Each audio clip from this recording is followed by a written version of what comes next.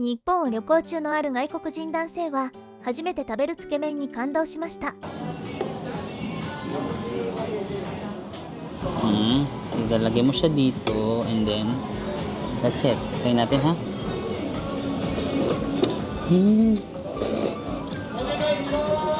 Ang sarap. Oh my gosh.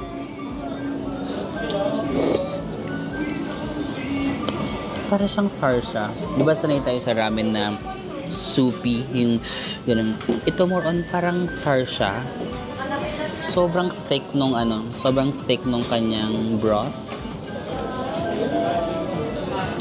To the point na parang sarsha. Ang sarap ng broth. My God. Wait lang, na-excite ako. Nasarapan ako ha. Hindi ako nasasarapan sa lahat ng ramen ha. Pero this one guys, I'm telling you, ang sarap. I'm so happy. Wait lang. Na-excite ako.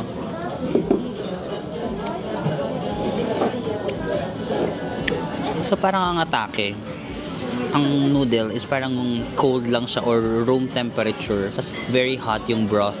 So mapapansin mo yung difference nila, no?